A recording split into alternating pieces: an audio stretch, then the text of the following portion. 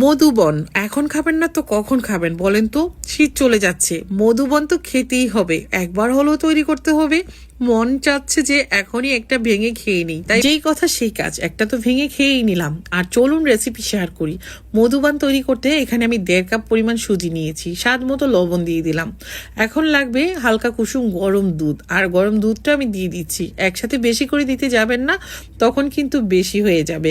আর এখন আমি আবারও একটু দিয়ে দিলাম, যেহেতু সুজি এটা ফুলে উঠবে সেই অনুপাতে এখানে আমার 1.5 কাপ পরিমাণ দুধ লেগেছে।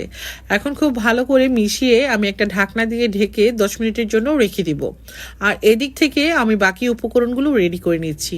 এটা খেজুরের রসের গুড়, ও ভিতরে কিন্তু একদম রসের মানে একটা ছাপ আছে। দেখেন, অরিজিনাল গুড়গুলো কিন্তু এরকমই হয়, একদম মোমের মতো নরম হবে পাটালিটা, আর ভিতরে এরকম রসের একটা ছাপ থাকবে। আর এই তো এখানে দিয়ে দিলাম আমি ফ্রেশ কোরানো নারকেল, সেই সঙ্গে খেজুর গুড়। এখন তৈরি করে নিব একটা পুর। আপনারা কি চান একদম পিওর অথেন্টিক খেজুরের রসের গুড়, তাহলে কিন্তু নিতে পারেন। এই গুড় দিয়ে যখন পিঠাপুলি বানাবেন, পুরো বাসা জুড়ে খেজুরের গুড়ের মানে একটা স্মেল মৌ মৌ করতে থাকবে। স্ক্রিনের উপর ফোন নাম্বারটা দিয়ে দিলাম, আপনারা চাইলে কিন্তু খেজুর গুড় অর্ডার করে নিতে পারেন। একদম পিওর খেজুরের গুড়ের জন্য এই নাম্বারে কল করবেন, সারা বাংলাদেশে বসেই কিন্তু পেয়ে যাবেন। এটা আমার নিজের তত্ত্বাবধানে আমি তৈরি করে থাকি, একদম দাঁড়িয়ে থেকে পিওর খেজুরের রসের গুড়। 1 কেজি গুড় তৈরি করতে 13-14 কেজির মতো খেজুরের রস লাগে। আর এই গুড় যদি খাঁটি না হয় তাহলে কোথায় পাবেন খাঁটি গুড় বলেন তো? একদম পিওর খাঁটি গুড় চাইলে কিন্তু আপনারা আমার কাছ থেকে নিতে পারেন। এখানে কিন্তু আমি পুরটা তৈরি করে নিলাম, আর যে ব্যাটারটা তৈরি করেছিলাম সুজি দিয়ে, সেটার ঢাকনাটাও তুলে নিলাম। আমার যেহেতু ফুটন্ত গরম পানি লাগবে, তাই একটা হাঁড়িতে পানিও বসিয়ে দিলাম। আর দেখুন, দুধটা কিন্তু একদম চষে নিয়েছে, এখন কিন্তু অনেকটাই ঘন হয়ে গেছে ব্যাটারটা।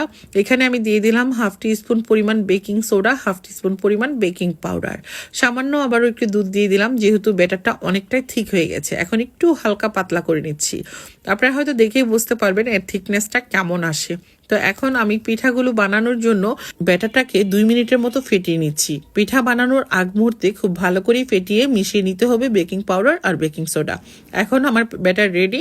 পিঠা বানানোর জন্য এরকম একটা গোল চামচ নিয়েছি, আর এখানে একটা প্যান নিলাম, আর এই প্যানের মধ্যে কিন্তু আমি দিয়ে দিচ্ছি। প্যান অনেক সহজ, একসঙ্গে অনেকগুলো বানানো যায়, তাই কিন্তু এই প্যানটা আমার অনেক বিশেষ কাজে আমি ব্যবহার করি যখন এই পিঠাটা তৈরি করি। এছাড়া তেমন কোনো প্রয়োজনে আসে না। এখন কিন্তু আমি ব্যাটার দিয়ে ভিতরে দিয়ে দিলাম নারকেলের পুর। আর এখন আমি চুলার উপর যে গরম পানি বসিয়েছিলাম তার উপর এটা আমি 10 মিনিটের জন্য রেখে দিব। 10 মিনিটের মধ্যেই কিন্তু প্রত্যেকটা পিঠা হয়ে যাবে।